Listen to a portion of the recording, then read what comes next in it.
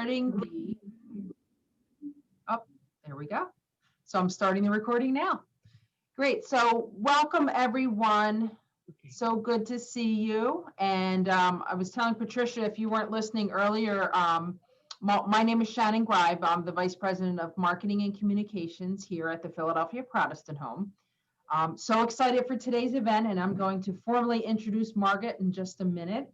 But we are going to start next month, towards the end of the month, and we'll be sending out invitations. Some smaller group events here, right here at PPH on campus in person. But we still will be offering virtual events for those that may not be comfortable yet. But we'll be sending invitations out, so you'll be aware of everything that we're offering. So I want to thank you for joining us today. I am so excited for this event, but just a few words about PPH before we get started. And I know some of you on this Zoom call are familiar with PPH. PPH, the Philadelphia Protestant Home, we have been around for over 130 years, which is shocking. It's a long time. We're a continuing care retirement community located in the Lawndale section of Northeast Philadelphia. We have independent living, personal care, and if you're not familiar with personal care, that offers services to people that cannot live quite independently. You need some help with things like medication management, bathing, dressing, things like that. And then we also have nursing care. And the nursing care is both short-term, recuperative stays from illness or surgeries, and also long-term. And we offer all this on the same campus. We're on about 13 acres. Beautifully landscaped if you haven't visited here before, and we are open now to in-person visits. So if you wanted to come and visit us, you certainly could. We have some of our amenities. We have a fully equipped fitness center with 2 bowling lanes. That's pretty unique for a community, and an indoor heated pool. We have a social hall for live entertainment, and we have started bringing back some entertainment for our residents and hope to open that up to the neighborhood soon. We have an arts center, crafts room, billiards room, shuffleboard, and construction is starting at the end of this month on our bocce court. So we'll have an outdoor bocce court as well. So I know that sport has really gained popularity in all age groups. There's a younger group in my town. I live in South Jersey that just started a bocce club. So our residents are excited about that. We have 3 dining areas in our community. And again, our campus is on 13 acres. We have lots of areas, a few separate garden areas for residents. If you wanted to have your own garden, you could do that. And the residents that have gardens, if you don't want to garden, they share their produce usually. So you can enjoy it without all the work. So we will move on to the main program. I have known Margaret Novak and that's the woman, is that a peach colored scarf or it's hard to tell on Zoom. It's peach. Yeah. Peach, there you go. I have known Margaret Novak, I think at least 15 or 20 years. I have worked in communities like PPH for over 25 years. I have had Margaret to speak at several of the communities I've worked with, and she always, I think about that one session, Margaret, we had to move the meeting at Meadowood to the dining room to I think we had 70 people. So, she ran a company or started a company called Moving Solutions, and they specialized in downsizing, senior move management. What really made her company and her presentation special is that it wasn't just, flip your hangers, the opposite way and see what you wear for 3 months and one bag at a time and different tips that you hear from a lot of downsizing people. She really gets down to the root, the emotional aspect of moving. And I think that's what people can really connect with. So, we all have those stories of this bowl belonged to my grandmother, or this piece of furniture was made by my grandfather, and just people becoming paralyzed and not being able to move on because you're so attached to things. So Margaret, and I'll probably get the timeline wrong, so Margaret will correct me. But Margaret then sold her company, or the company was acquired, and she retired. I knew she wouldn't retire completely. And she wrote a book. She wrote a book called Squint, which is the name of the program, Squint Visioning the Second Half of Life. So I knew that she wouldn't go into complete retirement. So we're so excited to have her here today to talk about her book. And I have a few questions for her as well. And as a bonus, I'm going to send each one of you a copy of her book when it's available as a thank you for joining us. And then you can also learn, yep, you're welcome. In the follow-up email, I will also send Margaret's website out if you have anyone that you think might enjoy the book. So, hello, Margaret. Shannon, good to see you, as always. Okay, did I get most things correct? Absolutely. Excellent, good, good, good. And I read Margaret's book and then I reread it the other day, so it was clear in my mind. Excuse me, and I would describe it as a lot of stories chronicling your life, and each story, what's really neat is that you can jump into different stories. You can open the book and jump in and not have to read it page 1 through, the end of the book. That's right. So it is, it's fascinating. And I used to follow your blog, and I feel like, it's in that style where there are personal stories that all have a lesson in them, something to take out of it. So my first question, Margaret, is what prompted you to write a book? What prompted me to write a book? For years, people had said of my blogs, oh, this is terrific. You ought to write a book. And I thought maybe someday when I retired that I would. And then COVID arrived. And I thought maybe the time is now. But I realized that a book needs a purpose. Why this? Why now? What is it I'm trying to say? I always liked writing, and I love storytelling, because storytelling enables you to really get into your own emotions. And then I find that when you're authentic, people really can relate to it and they get into their emotions. So it seems like such an effective way to connect with people without trying to be didactic or preaching. Just be authentic and people will go where they want to go with the story. I also realized that my stories are part of bigger stories, parts of things that have been part of my life, are parts of many people's lives. And that there were a lot of people who might be able to relate to things that happened to me. And part of this process of why write a book is that at this stage in my life, what I realized is that looking back helped me get a perspective on my life. And I found that lots of things were not the way I remembered them. And I had been walking around for decades with a certain personal narrative of, oh, this is the way it was.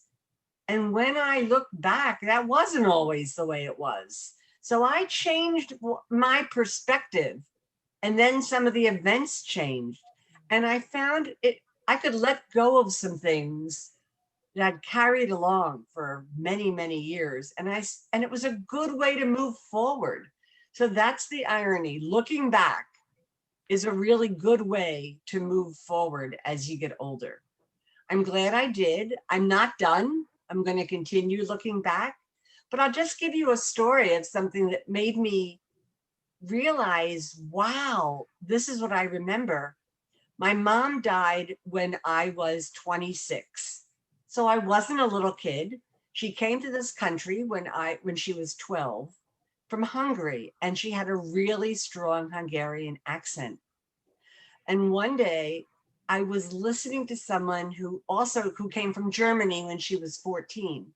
And I said to my brother, it's so strange. Ilsa has such a strong accent and mom didn't.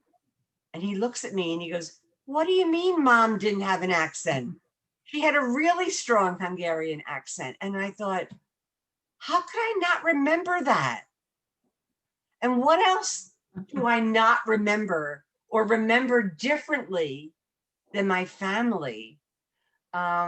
So it's humbling when you look back, and especially if you check memories with other people, it's humbling because there are things you remember properly, and you realize there are things I call it misremember. Yeah. It's not that you necessarily forgot them, you're remembering it potentially different from the way it really was. So it's been a really interesting experience looking back, and a good way to start my next decade. I agree. I find I've been journaling since probably 13 years old. And sometimes I look back and I was writing it as it was happening, when I was 20 years old or 25 years old. And I'm like, oh, that's not how I remember that. Or there was a different nuance. So that is so true.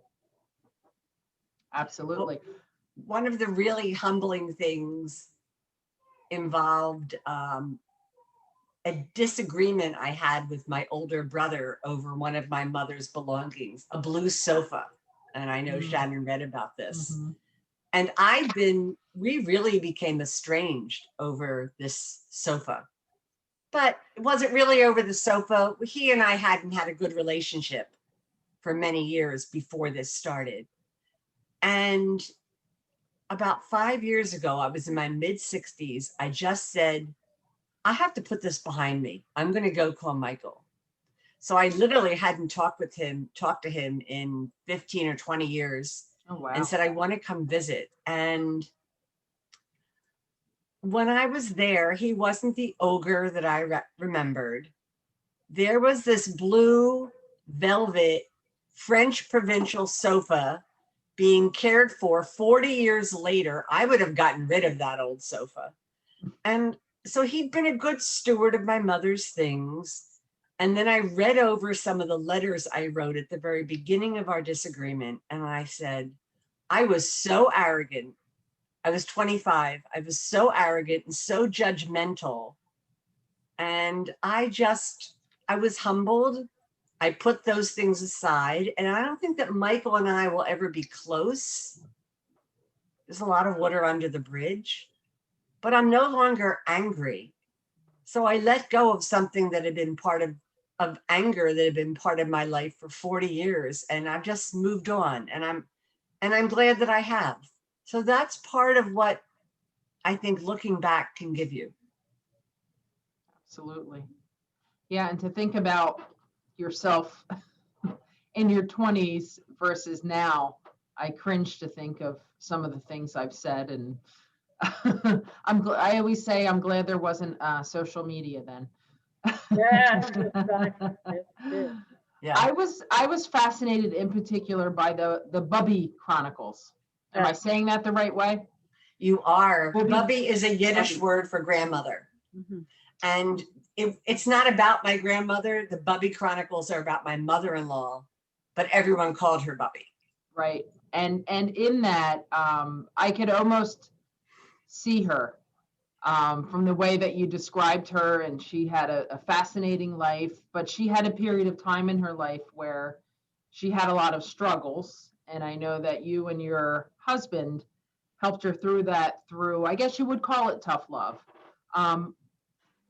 And I don't know if you want to give a little quick synopsis of it. And then my question would be, what advice would you give family members that need to give some tough love?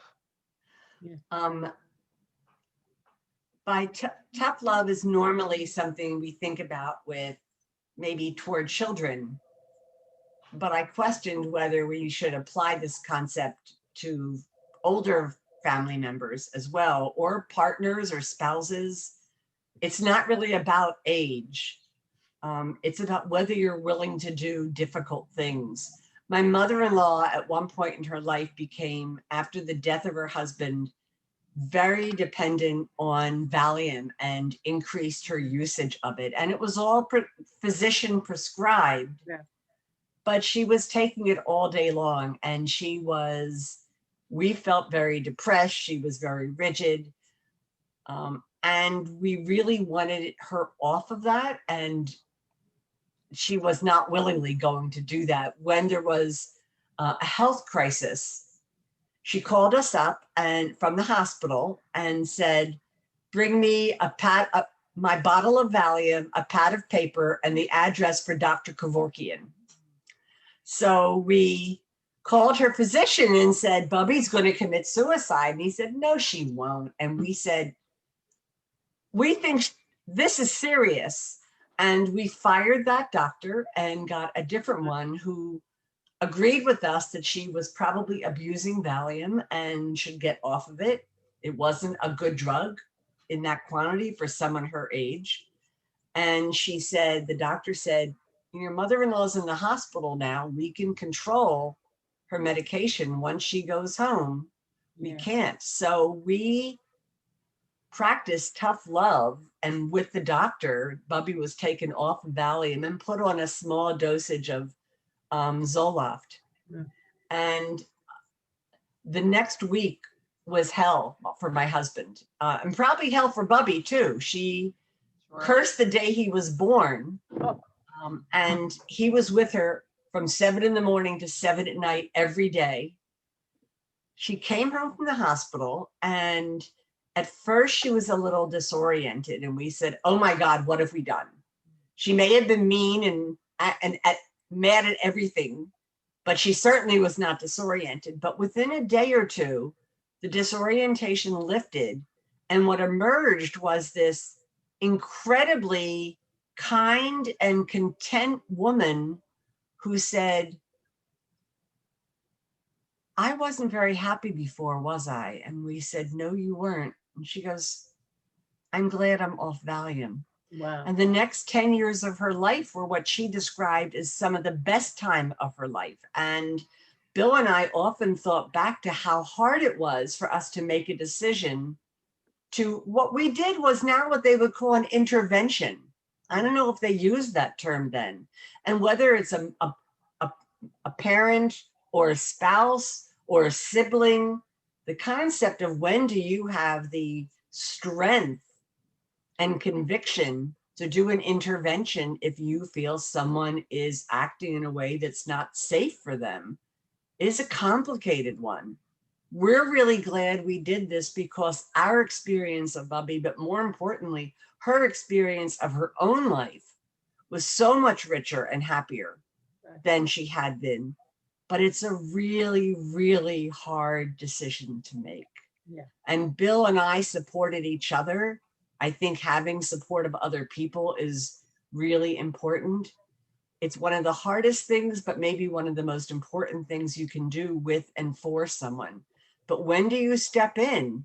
Is it about driving that you have an intervention if you feel someone shouldn't be driving or living alone? I mean, there are lots of things that you may feel that you're right. And the question is, when do you actually enforce that on someone?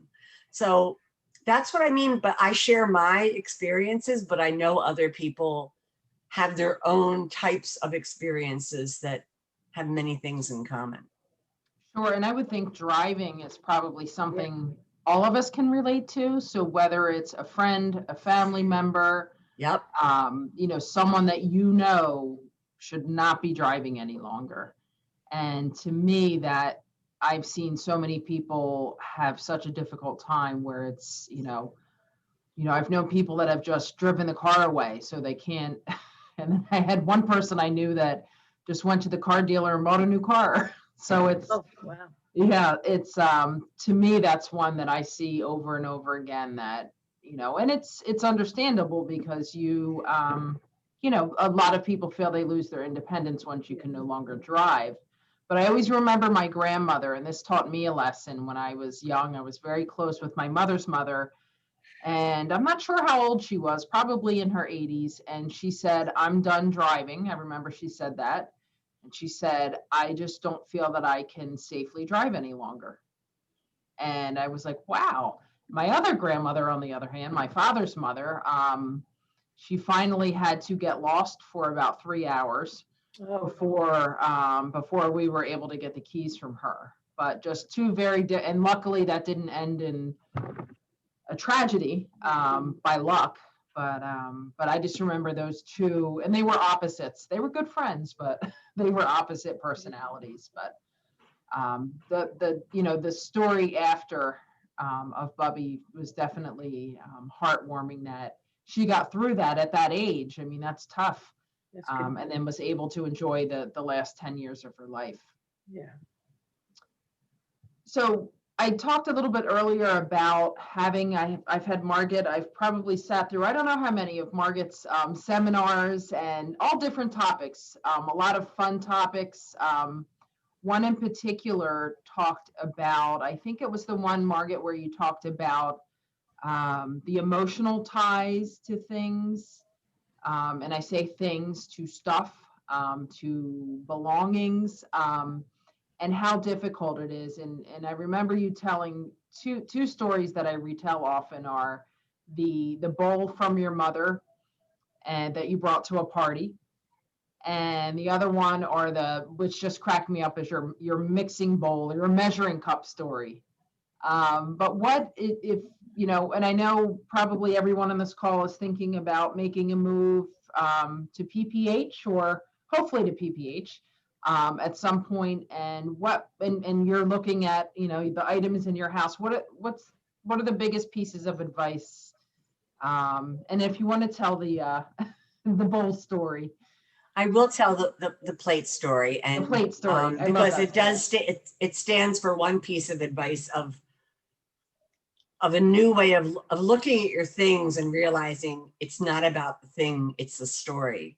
When my mom died, I got most of her belongings, especially the household belongings. I was the only girl in the family. And one of my favorite things was a glass cake plate. And it was just an ordinary cake plate. It wasn't cut glass or etched. But she had used it a lot, and I thought it had elegant lines and very simple. So whenever I baked, I used this cake plate. And one day, about 10 years ago, I was invited to a party and made a cake and put it on the cake plate. And when I went to leave, there was a lot of cake left. So I said to the hostess, I'll get the cake plate later on. And the next day I get a phone call. Hi, Margaret. How are you? Fine. So please tell me this cake plate wasn't a family heirloom. And I said, well, it belonged to my mom and it was one of my favorite things. Dead silence on the phone. Yeah. And then I said, but my mom is in my heart and my mind, not in a cake plate. Well, what was I going to say? It was pretty clear. The cake plate was kaput. But as soon as I said it, I realized it was the truth. My kids, that cake plate would never mean to my children what it meant to me. They never met my mother, but I realized more things. When I thought they never met her, I thought they need to know that my mom came here at 12 and was put back a year in college, in school. And then when she was 16, in the middle of the Depression, she got tuberculosis and was sent to a sanitarium and spent a year there. When she got out, she was now 2 years behind and she never finished high school. And I grew up knowing how much it bothered my mother that she didn't have an education. I was told right from the time I was a little girl, you're going to go to college. And my mother was so well read. She had a book where she listed all the books that she had read. And we loved to talk about literature together. So when I was going through high school, if I was reading My Antonia, she read My Antonia. If I was reading How Green Is My Valley, she read How Green Was My Valley. And we talked about things. Nice. And then when I went to college, we assumed I got a scholarship for tuition, but we assumed I would live at home. I went to Penn, it was local. And then they said they would pay for my room and board. And my mom said, well, you should live on campus. And I said, you want me to live on campus? I know now everyone lives on campus, but this was 45 years ago. A lot of people, 50 years ago, if you were local, you usually commuted. And I said, you want me to move out? And she said, I didn't raise you to keep you at home. She had so much wisdom. And I realized if I want my children to know my mom, it's not the cake plate I need to pass on. I need to tell them the stories of who she was and what was important to her and what our relationship was like. And I see so many people who get so caught up in belongings that someone had from a family member instead of the stories about the family member. We want to have safe passage for the thing, but I don't think we're providing that safety, that passage for the story. So the biggest lesson I would give to someone who is beginning downsizing is that the real treasure are not your things. They're the stories about people who've been in, about you and about people who have been in your life. So that would be lesson number one. Lesson number two would be to rethink the idea, the whole word of donation. People think, I so often hear, that's too good to donate, as if donating something is disrespecting the item, when that it has nothing to do with respect for the item. If you're donating something to a nonprofit, the more value the item has, the more you're helping that charity. Donating is about helping an organization by giving them something you don't want. It's not about saying this thing has no value or I'm not even interested in trying to sell it. Donating doesn't disrespect the item. And I remember once I was doing a program about downsizing at a library, and a woman stood up. She was a young woman, maybe in her 30s, and said, I shop at thrift stores, not because it's trendy and in. I shop at them because my husband's been laid off, and this is what I need to do to be financially prudent. And she said, you would be aghast at some of the things that people think it appropriate to donate. And she said, just because I don't have a lot of money doesn't mean I don't want to have self-respect. If a sweater is as stained or too pilly for you to wear, why do you feel I would be willing to wear that? And Right. I've seen people say, oh, that's too good to donate. When of course I want someone to be able to have self-respect who's going to be shopping at a thrift store. And it really changed my perspective. Now, if something is too damaged for me to wear, it's too damaged For somebody else. to donate.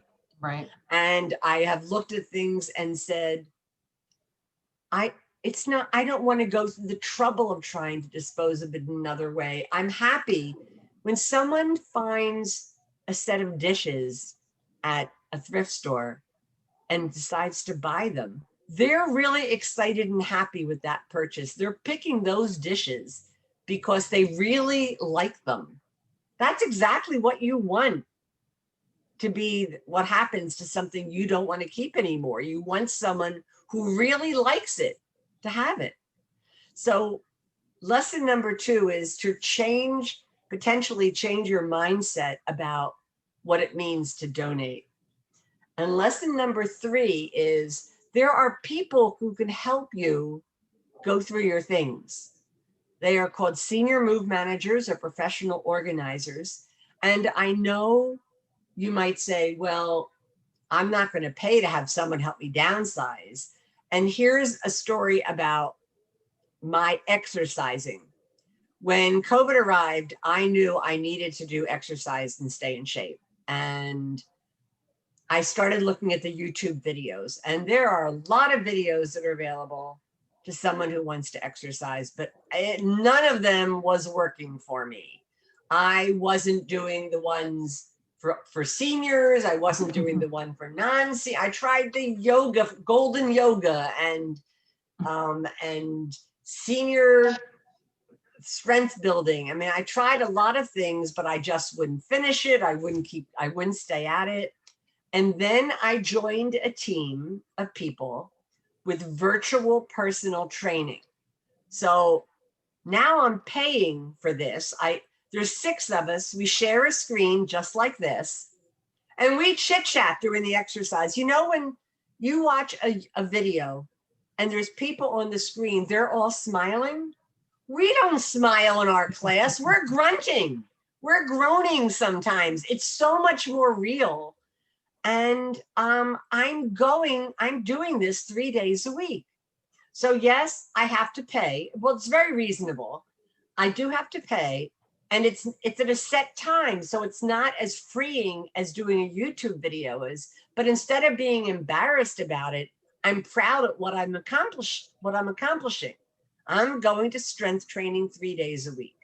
So if you decide to use a senior move manager or a professional organizer to get ready because it's helping you be effective, don't be embarrassed by it. Say, I'm accomplishing my goals. I found a way that works for me.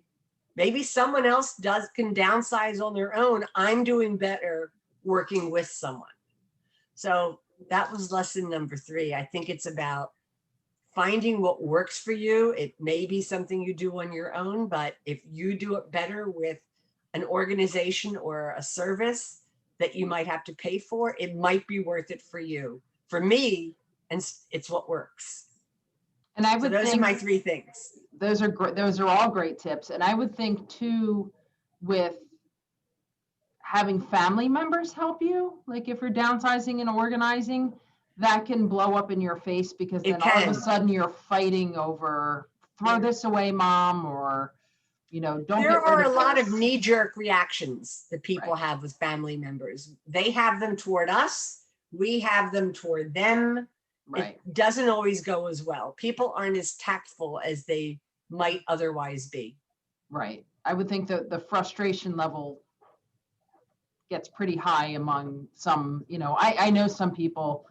Luckily, my dad didn't have any attachment to anything, so we were able to work on that. But I know I have friends whose parents, it's been tough for them trying to get them to part with anything. So great tips. And this leads me into my next question. You talk a lot about, I've heard you talk a lot about gifts with strings.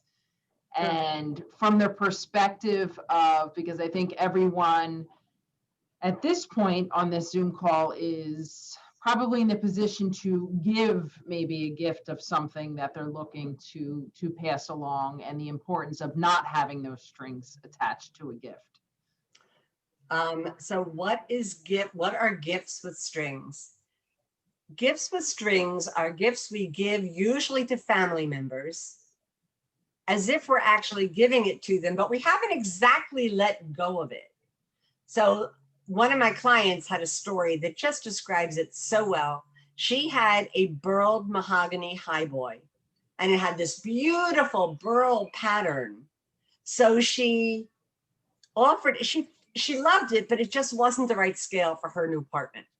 So she was really excited when her daughter decided that she would take it. It was going to be a bureau for the granddaughter, Megan. So she ships it to her daughter. And a few months later, she goes to visit and she goes, I'm going to go look at the highboy. So she goes into Megan's bedroom and there it is, painted blue. Oh, God. And her first reaction was, what? You painted a burled mahogany? And then she said, I had to zip it. I had given it away. And it is I so could relate to this. I could relate to it as someone who has given things to my children, probably with expectations. And I could relate to it as someone who received things from my mother and grandmother that did have expectations. And here's the thing. I think we're the last generation that accepted those responsibilities. When my grandmother gave me something, she expected me to keep it and to take care of it, Right. whether forever. But I think when I give my children things, they think they got a gift, that they can do anything. They can sell it, they can donate it, they can do whatever they want. I think I'm the last generation that accepted gifts with strings. If we're giving things to our kids, I think we have to expect that they will do whatever they want with it. So we're at a point in our lives, many of us, where we are downsizing and getting rid of a lot of things. And usually we're really happy if our family members take them. And the issue is, are you really gifting that thing, saying, do whatever you want with it? Or are you sending with it a lot of implied obligations? And I'm urging you to really think that through, because I think that our kids and our family members will not accept those obligations. That's a great lesson. I think of my father-in-law, and we're sitting there and he has this, I always laugh, it's solid oak dining room set and solid oak entertainment center that no longer fits, it fit the old tube TV. So he actually is a woodworker and created a way to put a flat screen TV on it. And he knows that both of his kids do not want anything to do with it. It actually brings bad memories up for them. They're divorced from their mother. He's divorced from their mother. And he had actually had a talk with them on Christmas one year, a few years back, and said, look, I'm going to put this in writing. When something happens to me, Joe down the street gets this dining room set and this entertainment center because I know you're going to drag it to the curb. And I want to make sure it's solid oak that this entertainment center and this dining room, somebody enjoys it. And I started laughing. I said, well, that's great, because they would drag it to the curb. And Yeah. you know that Joe would like it and enjoy it. But I always think of that story that, he gave up on expecting them to take this furniture that he loves and take care of it. And I Well, think that happens a lot. If I may share something with you related to that, after my mother passed, Sure. she had some value. My mother was Cuban, and so am I. So we came over in 1960, and she was able to get some jewelry that meant something to her in the hem of her skirt. That's how she was able to do Oh, it. wow. So it meant something to her. When after my mother passed, her caretaker came to me and she said, really, I would like something from your mother. Could I have this ring? And I looked at it and I knew that it was one of those hem rings, and my mother always kept it because it reminded her, look, this is what we had to do to come over. And she always kept it in case she needed money, she could sell it. And but anyway, and I looked at it, and it was history that must be so. And that's what I said, somebody else with her mother. And there's something else with my mother. But I said, no, it's really because there's still information on it. I trace that was I think it's really. But this is this is still here, I guess we'll have something else important before I go to whatever. There's some linkages to some memories there that are more the memories that the value itself of a jewelry or a Salvation Army bag. Absolutely. I think giving that ring to someone that would That treasure really it too. is. Yeah. Mariela was wonderful too. My mother was a good friend that she worked with, and she's Haitian, and her whole family was wonderful, and you have it. Whatever you do, it's yours now. What a beautiful story. Yeah, well, it's an experience that I'm sure everybody has, Yeah. Thank you for sharing. So thank you. Margaret lives at a community. I do. Yeah. And how long have you been there, Margaret? 2.5 years. 2.5 years. A little over 2 years. So I know one thing that you're in the book is, I can't think of anyone that's probably a better planner and organizer, and you made it over half of your life's work. And I know that you probably planned that move down to a T, but then something happened that disrupted your plans. Did you want to share a little bit about that? And then the lesson that you were able to take from that? Well, it all started when my husband and I purchased a shore home.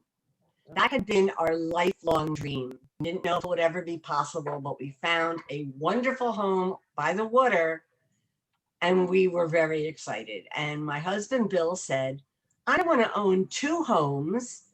Let's get something that's lock and go in Philadelphia so we can get to the shore home easily on weekends.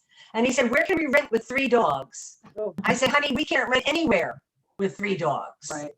And he said, I'm not moving twice. Let's move now to a retirement community. So we found a community that was within 1 mile of where we lived. and where we raised our kids, and our kids lived close to here. And it was good. They had a cottage, which is perfect with the dogs. And we were set to go. And it really was the perfect timing. We were moving to upsize our lives so we could enjoy our shore home more. We were downsizing our things to make our life bigger. It really was perfect timing. What could go wrong? Yeah. Well, about 2 months before the move date, my husband had planned hip replacement surgery. And the day after he got home from the hospital from the hip replacement surgery, he had a massive heart attack. And for a while, we didn't know if he was going to live or die. It was really severe. And I'm trying to figure out, am I still going to move if Bill dies? And I said yes. And then I'm thinking, Oh my goodness. should I cancel the move? And I said, well, I can't take him home. We had a 3-story home with steps to get into it. And our bedroom wasn't on the master. I said, he can't go home again. We have to go through with this move. So we went from moving under the best of circumstances to moving under what was certainly the worst of circumstances. Now, he did have open heart surgery, and we got a miraculous result. He was very, very sick when it started, and he left with very good heart function. And he did his cardiac rehab, and he's fine. But when the move was going on, he had just gotten out of the hospital. He was still on oxygen. He was pretty disabled because in addition to the heart attack, he had hip replacement, but he hadn't been able to rehab. I had my 3 dogs. I was trying to sell the house. It was a horrible time. Yeah. And lots of things I planned to do to get ready for the move. I certainly knew what to do. I've been doing this for 25 years. A lot of things didn't get done. Or I made decisions that later I said I should never have brought that over. But the thing is, excuse me, whatever didn't get done beforehand got handled later after we were here. Or maybe it never got handled, but it doesn't matter because we've been here, we're enjoying our new life. And what I realized is so many people want to wait until it's the perfect time for real estate, the perfect time in their life, the perfect apartment, the perfect location. And we have all these ideas of required perfection. But while we're doing all that waiting for perfection, we're missing out on a lot of experiences and connections that could make our life richer. Yeah. So I realized, don't postpone moves or that could enrich your life because you're waiting for perfection. It doesn't matter. Perfection is not required. You'll deal with things or not. But I'm the queen of downsizing, and my move was really far from perfect. But I made it, and it wasn't the fact that it was imperfect didn't matter. I dealt with it later. Right. So my big lesson from that is don't wait for perfection. Do it. That's a great lesson. And I think that's, that can definitely bleed into other areas of your life. But for a move, I know a lot of people put off a move because, like you said, I need to wait until X, Y, and Z. And sometimes it is a health issue. And I always scratch my head and say, well, you should be here because you could be here with people supporting you through this. But I'm so happy that he's doing well, and I'm knocking on wood over here. And I'm glad he had such a great result. Yeah. That must have been a horrifically scary time for both of you. It was. Yeah. But one of the ironic things was when he was very sick, he said, if I could just make dinner for my wife, he's the cook, Oh. and look at the water and be in bed with my dogs, I would be happy. Oh. So after 1 year of being alone with him because of COVID, we're sitting in bed with the 3 dogs. And I said, honey, I think you got your wish. You've been able to make me dinner, There you go. sit in bed with your dogs and stare at the water. So be careful what you wish for. And I did read in the bio of your Margaret sent me a preview of the book that that you're a self-proclaimed horrible cook. So Oh, I'm a really, really bad cook. Yeah. So I'm glad he's back to cooking. My children won't eat anything that I cook. Oh. It's been great. I'm a bad cleaner too. He says that he has to clean because he's just not happy with my cleaning. Oh my God. He's not happy with my cooking. I've been pretty smart. Yeah, absolutely. Absolutely. So the last question I have for you in light of time, before we can open it up to any questions. I love how you describe the second half of life as resplendent with opportunity.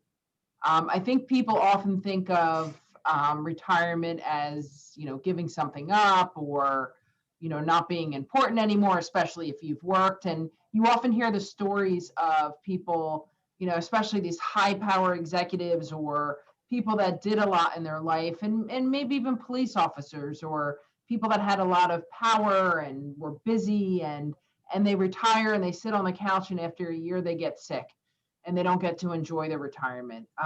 What advice can you give for people that are recently retired, and how do you keep yourself connected, motivated, engaged, in those retirement years? Well, that's a good question. I would have said when I was working, I have to retire to something. I can't retire from something. But that's not the way it happened. I retired from work, and this past year was my first year without work or title. I'd always introduced myself in terms of my company, and I wasn't doing that anymore. I found a little sign that I loved. It said, "I don't know where I'm going, but I'm on my way," because that's how I feel.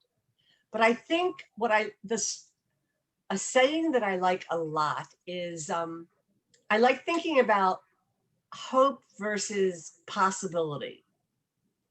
Like, I hope my retirement goes well. It's sort of like saying, I hope I win the lottery. Hoping is aspirational. It's something you can kind of sit back and wish that it happens. But if I want to win the lottery, I have to buy a ticket. If I buy a ticket, there's a possibility that I will win. Without my taking some action, there is no possibility I'll win the lottery. Possibility to me implies some responsibility to enable good things to come into your life, which means putting yourself out there in some ways. That connecting, putting yourself in places where you can connect with people. And it's important because research shows that connection, especially connection in your later life, that's what I'm in now, is so important for doing well. The people that are involved with other people do much better than people who sit at home and don't go out and do. So that's our responsibility, to put it out there. You may have what your retirement purposes, but you may be like a lot of us, like me. I'm still out there searching for some more purpose, but I've accepted that it'll come when it comes, and I'm going to do things that are enjoyable and fulfilling and connect with people, in part because I'm being a little selfish. That's how I'm going to thrive. So it's sort of accepting my responsibility. If I want to do well, I have to make an effort. So I think that's part of doing well in this stage. I agree. We have to embrace some uncertainty. Life has a lot of uncertainty these days.